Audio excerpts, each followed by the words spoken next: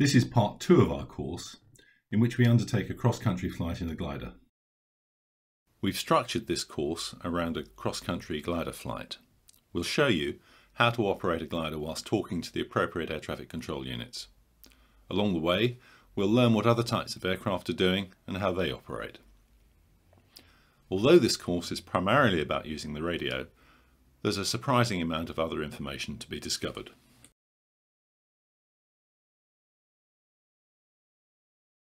As we work through the flight, we're going to be looking at a number of other areas.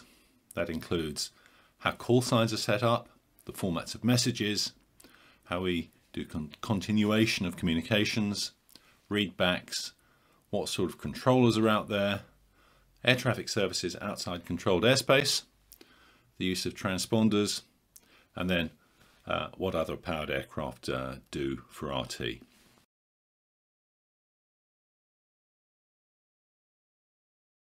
Why are there so many rules, so many things to learn? The answer is, it's to make it easier to be understood. We use a standard phraseology. Radio is a very noisy channel. It can be quite difficult to understand what people are saying. That becomes much easier if the messages are limited to a small number of known items. So we have standard ways of saying things, and we order them in a standard way. Sometimes, though, there are things that we want to say that aren't in the book. In that case, plain English is acceptable, though often more difficult to understand. This is particularly useful in gliding, since the rules haven't particularly been developed with gliding in mind. Let's start with the use of call signs. It's very important that both sides of a conversation know who is talking and that there's no ambiguity about it. On the other hand, we want to keep the length of what we say as short as is reasonably practical. So we have full call signs that uniquely identify the station and abbreviated call signs that we can use subsequently. Let's start with ground stations. Ground stations are identified by the name of the location, followed by a suffix. This table shows you some examples. The ones in larger letters are the types that you're more likely to encounter as a glider pilot. Larger airfields may have several frequencies. For example, one for approach controlled, called, for example, Cambridge Approach, and one for local airfield control, Cambridge Tower. The suffix tells you what type of service they are providing. So when Cambridge's radar is operating, Cambridge Approach becomes Cambridge Radar. Smaller airfields without full air traffic control, as we'll see later, usually have the suffix information or radio.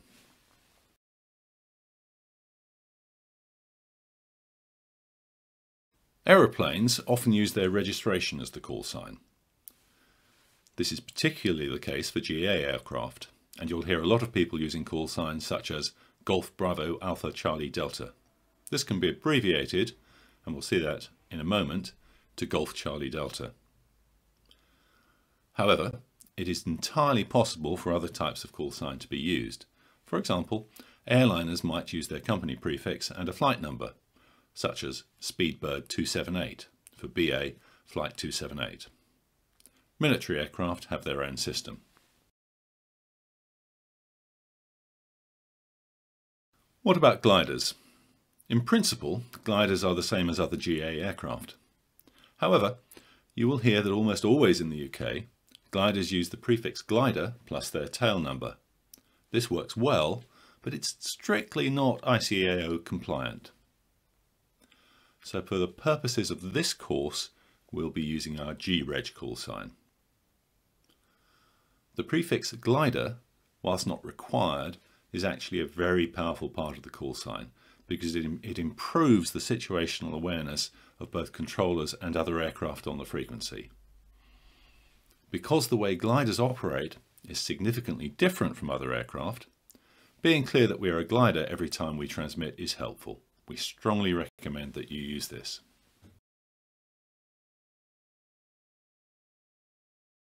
So when can we use abbreviated call signs? For us, using our call sign, the answer is only when the controller has already abbreviated it. So at that point, glider Golf Alpha Bravo Charlie Delta becomes glider Charlie Delta.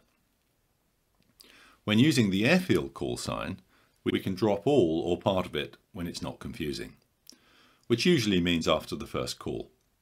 That's because all calls on the frequency not from the controller are directed towards them. We also have some prefixes that we might use. We've covered glider, but student is also available and denotes a solo flight by somebody under instruction. Useful if you're in that situation and want a bit more help or consideration.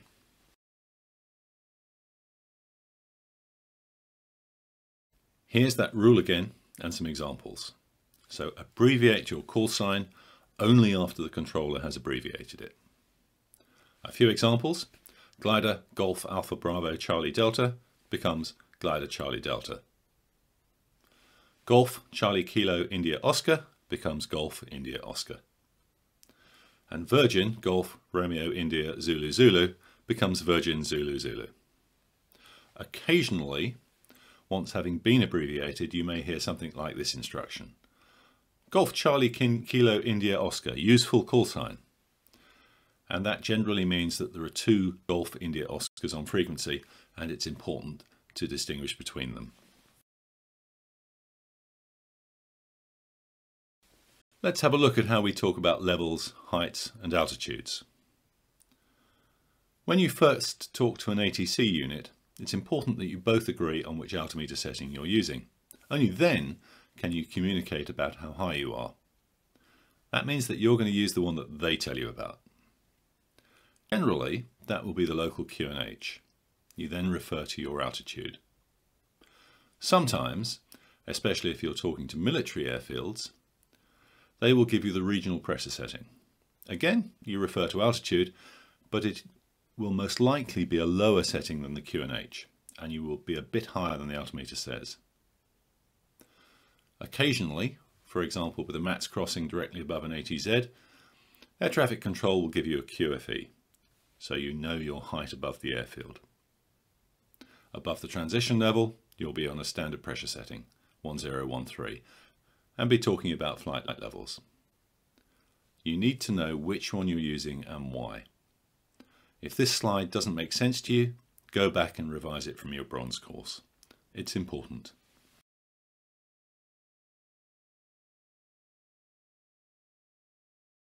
For the purposes of this course, we're going to look at a cross-country flight routing Gransden Lodge, Bury North, Lyvedon, Enstone, Wantage, Bletchley and back to Gransden.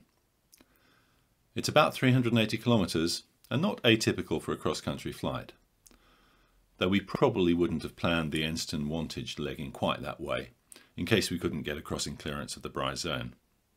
But it does give us the opportunity of looking at most of the type of situations that a glider pilot is likely to encounter.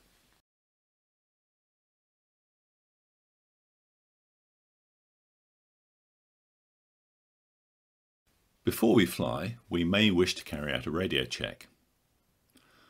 We use a readability scale where 1 is unreadable and 5 is perfectly readable. We may also add additional information, for example if the audio is distorted or noisy. Let's see what that sounds like. Tug Sierra Bravo, glider Charlie Delta, radio check 131.280. Glider Charlie Delta, Tug Sierra Bravo, readability 5. Tug Sierra Bravo, glider Charlie Delta, radio check 131.280. Glider Charlie Delta, Tug Sierra Bravo, readability 3 with a loud background whistle. A normal call at an airfield with ATC will include the full call sign and the frequency. At a gliding site, it's probably going to be the short call sign without the frequency, since there's no possibility of confusion.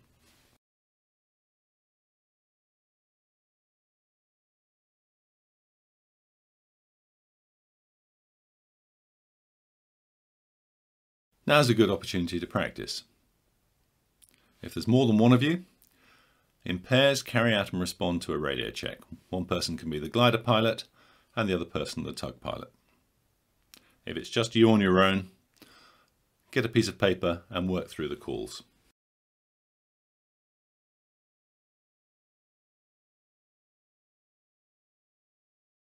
Back to our flight.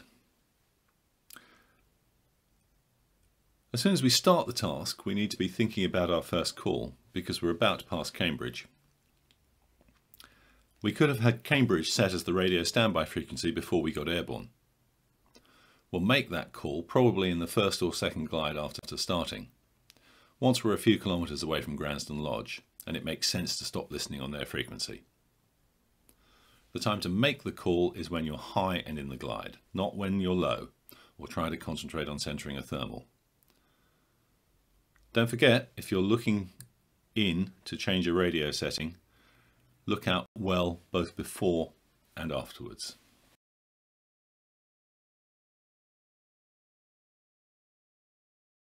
So why call Cambridge at all? As it happens, there's a letter of agreement in existence with Cambridge defining a roughly MATS-sized zone in which we've agreed to do our best to call them. It's not a formal piece of airspace, but it's in the gliding airspace files and we encourage everybody to do it. But we would call them in any case. It's a busy airfield with instrument approaches and we want to be aware of their traffic. We want them to know where we are, and in particular we want them to know how high we are. It's worth noting that although our maps have the approach feathers on them to indicate where the main approaches are, these are by no means the only places we're likely to see instrument traffic. For example, in Cambridge's case, there are holds directly above the airfield and the normal instrument procedures are outbound from those holds and well outside the feathers. It's very helpful to know where you're likely to find traffic for the airfields in the area in which you fly. You can find this information in the AIP or from people in your club who know.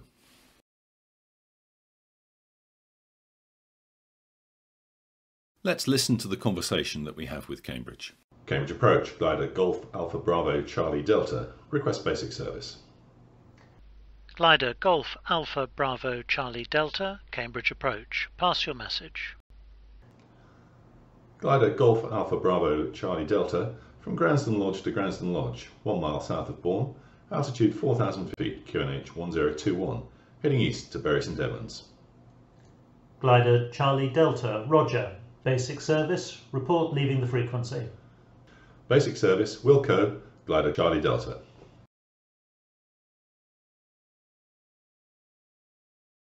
Now let's look at that conversation step by step. If we've just tuned to the frequency, we wait a little while to make sure we're not about to interrupt a conversation. Then we think about what we're going to say. Then we press the press to transmit, pause briefly, and only then do we talk. An initial call is almost always the same format. Their full call sign, our full call sign, what we want. And generally that means which service we want. And that's almost always basic service. So, Cambridge approach, glider Golf Alpha Bravo Charlie Delta, request basic service. It's possible to say no service required, but basic service is generally easier and better understood, and is in fact little different. This call is just opening the conversation.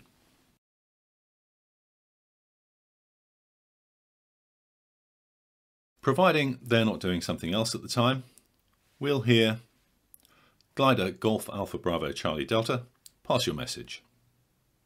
If they're busy, you might hear glider Golf Alpha Bravo Charlie Delta standby, in which case wait until you're called. It's just possible they'll forget to call back, but wait at least a few minutes before trying again if so. Here's how we respond to pass your message.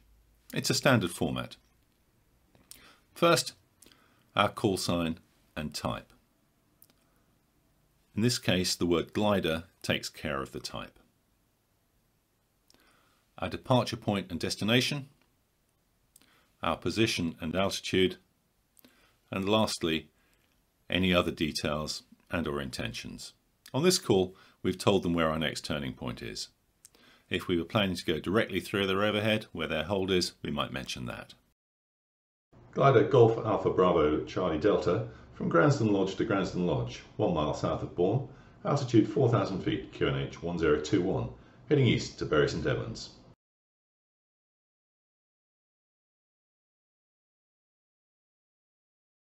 Glider Charlie Delta, Roger. Basic service, report leaving the frequency. They respond, acknowledging what we've told them, confirming the service we've asked for, and make a request of us. Now that they've shortened our call sign, we can then use that form. Basic service, Wilco, Glider Charlie Delta. We confirm what they've told us. We must repeat the service that they have offered us, and we acknowledge their request. Our call sign now comes at the end of the message.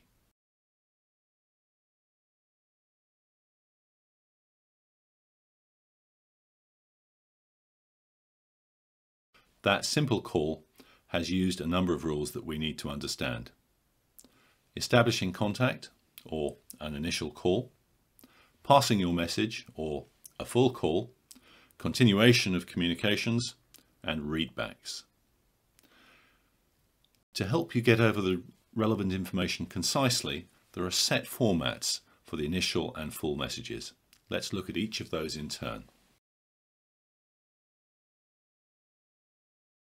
First then, establishing contact. You, the pilot, pass your initial message. The controller says, pass your message. You then pass your full message.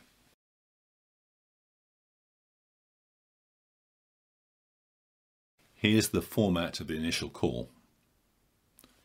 Who we're calling, who we are, and what we want. Generally, the service that we want.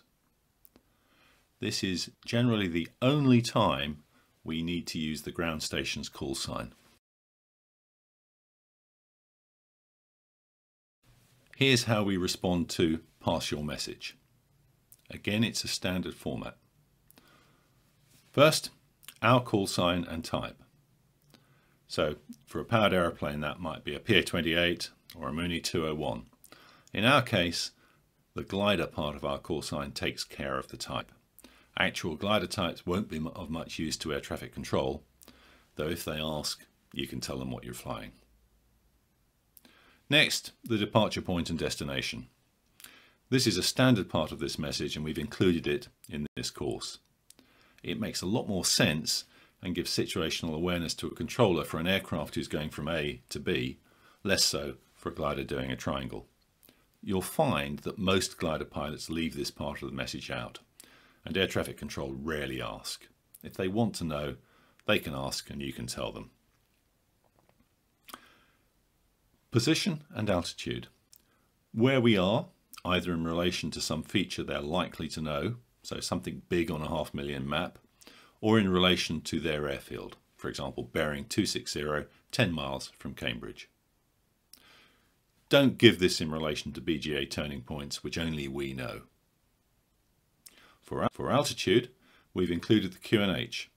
In this case, we might have checked the QNH before getting airborne, or by listening on the frequency before calling, heard it given to another aircraft. If we're not using their QNH, they will tell us what it is in the reply, and we will need to acknowledge that. Other details and intentions. On this call, we've told them where our next turning point is. If we were planning to go directly through their overhead, where their hold is, we might mention that. Lastly, any other request. We don't need to repeat the request for the basic service, but if, for example, we wanted a zone penetration from MATS, we should ask. Here's an acronym that could be useful for you in recording a full message. So, CARPAR, call sign, aircraft type, route from and to, position, altitude, and request.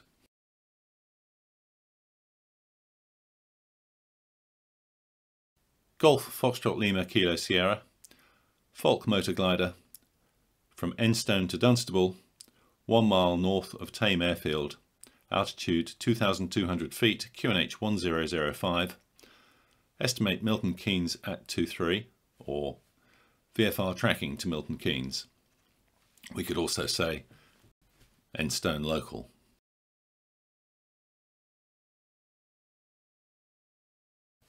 There's a formal format for a position report, which you probably need to know for the test, but are very unlikely to use in a glider. Just learn it. It's fairly simple. It would be used by an aircraft flying procedurally through a series of waypoints and makes it easy for the pilot who is logging the time at which he passes each waypoint. The format is call sign, last position and time, level, and next position and estimated time. The ground station can work out roughly where the aircraft is between the two positions given the current time. So Golf Papa November, Ely 03, 2,200 feet, estimate Cambridge at 12.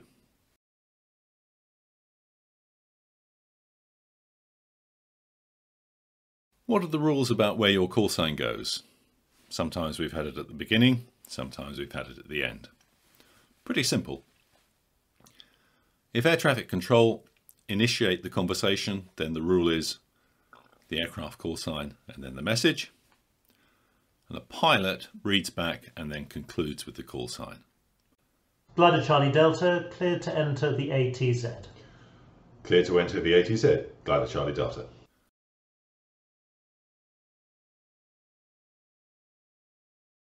But if we initiate the message, and assuming we're not using their call sign, our call sign is at the front of the message. Glider Charlie Delta, leaving the ATZ, passing altitude 2,400 feet in the climb. Glider Charlie Delta, request airfield information.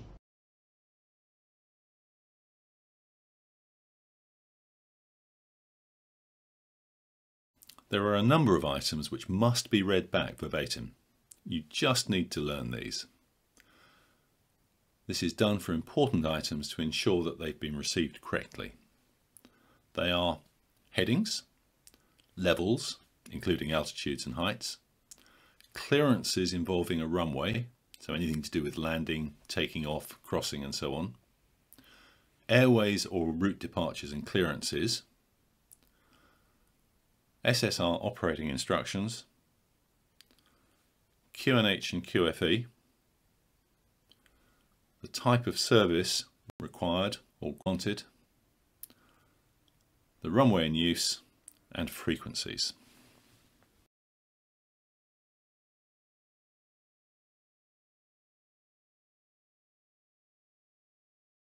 Let's listen to that initial conversation again, now that we can appreciate why it is as it is. Cambridge approach, glider Golf Alpha Bravo Charlie Delta, request basic service. Glider Golf Alpha Bravo Charlie Delta, Cambridge approach. Pass your message. Glider Golf Alpha Bravo Charlie Delta, from Gransden Lodge to Gransden Lodge, 1 mile south of Bourne, altitude 4,000 feet, QNH 1021, heading east to Bury St Edmunds. Glider Charlie Delta, Roger. Basic service, report leaving the frequency. Basic service, Wilco, glider Charlie Delta.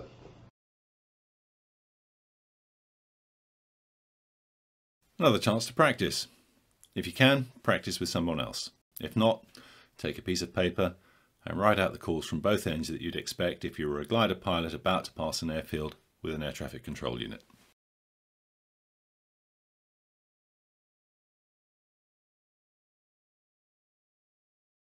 Back to our flight now. Let's assume that we're doing well and we've progressed through Cambridge's area. We're now getting close to the Lakenheath and Mildenhall combined mats. When might we leave Cambridge and call Lakenheath is a judgment we must make given how close together they are. Cambridge's instrument approaches actually overlap the CMATs. But typically we might change after we pass Newmarket. So how do we do that?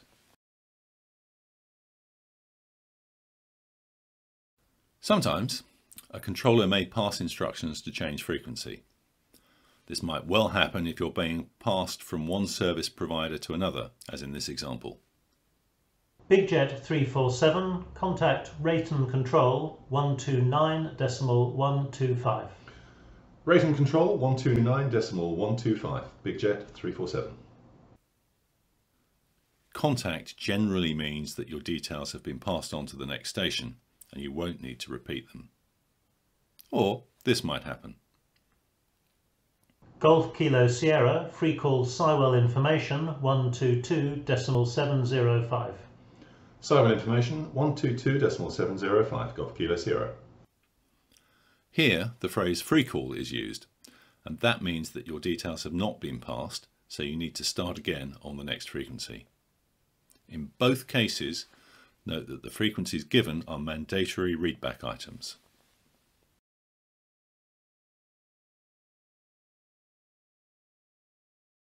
Alternatively, we can tell them that we're leaving the frequency. There are a number of ways to do that. Glider Charlie Delta, changing to Lakenheath radar 128.9. Or Glider Charlie Delta, request change to Lakenheath radar 128.9. Or just Glider Charlie Delta, changing en route. The last of these is probably easiest. Most glider flights are outside the normal procedures where air traffic control would initiate the frequency change. However, we must tell them that we are leaving the frequency.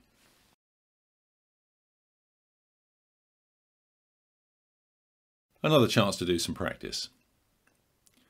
As a glider pilot and as an ATCO, leave an airfield frequency. Try some of the different ways of doing it. And if there's somebody else there, you can swap roles.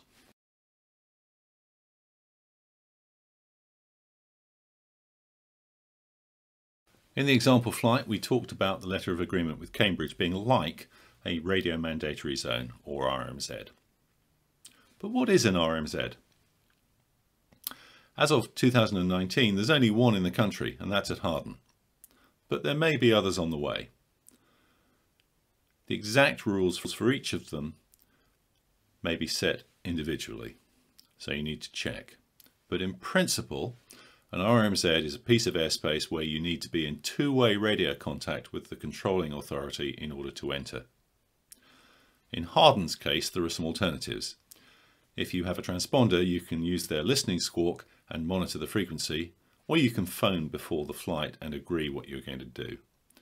So there are various ways of doing it.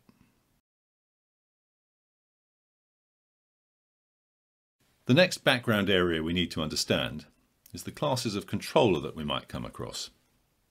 These are air traffic control, who can issue clearances and give instructions, AFIS, or Aerodrome Flight Information Service, which can give instructions on the ground but only information in the air, and air-to-ground services, which can only give information.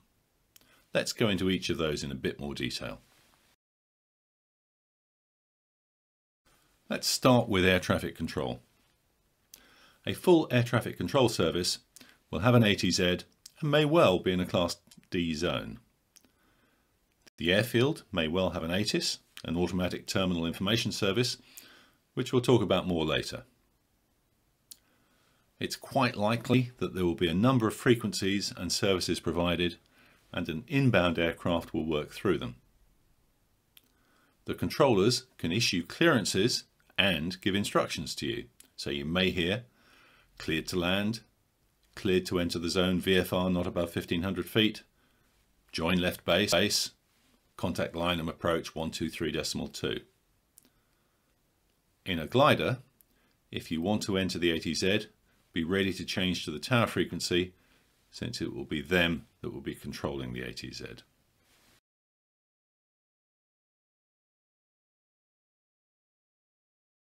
In contrast, an Aerodrome Flight Information Service, or AFIS, is a service provided at licensed aerodromes by Flight Information Service Officers, or FISOs. The call sign of the aerodrome is then something information, for example, Elstree information. They can't control you in the air, but you still need to talk to them. They can issue instructions to aircraft on the airfield, so you might hear things like taxi via Bravo and Echo, hold short of runway 06. That's a taxi clearance. Land at your discretion, to which the answer would be landing, glider Charlie Delta. Or backtrack the active and exit at Alpha.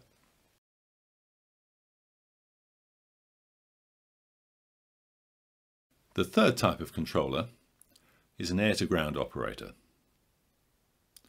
That's somebody authorised to operate an air-to-ground service. They can't control you in the air, but you still need to talk to them if you're in the ATZ or circuit area or landing. Their call sign is radio, for example, Skegness Radio. They can only offer you information, so you might hear circuit is busy with helicopter traffic departing to the northwest, or nothing known to affect, or surface wind 180 at 10 knots, or it's all clear above and behind, or tug landing on the east run. There's no guaranteed service and they can go off the air without notice.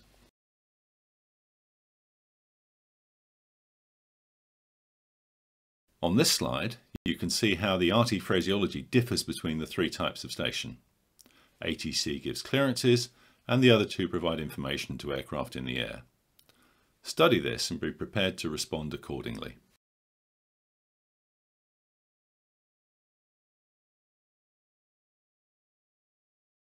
Here's how aircraft operate when they're departing an airfield. The differences between an AFIS service and an air-ground service are more pronounced on the ground. In particular, note the differences in the language for takeoff clearances. Again, you need to study this slide.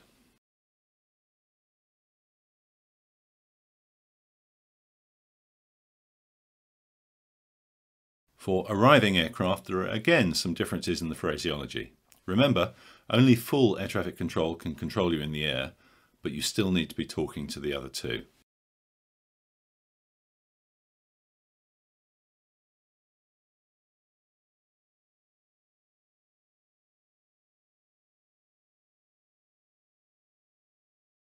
At unattended airfields, there are a variety of frequencies to use.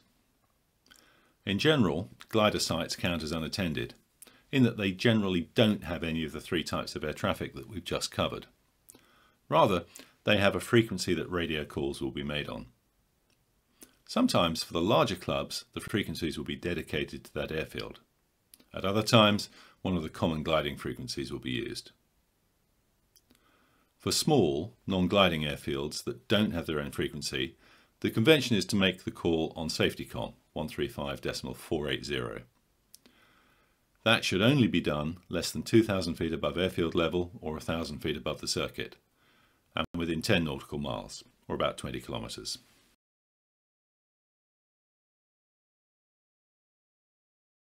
Let's look at the format of a call to an unattended airfield. Here's what it looks like for SafetyCom. Borton traffic, glider Golf Alpha Bravo Charlie Delta will be joining downwind runway 23 Borton. Borton traffic, glider Golf Alpha Bravo Charlie Delta downwind runway 23 Borton. Borton traffic, glider Golf Alpha Bravo Charlie Delta final runway 23 Borton. For an airfield with a dedicated frequency, the use of the airfield name after the runway is probably redundant.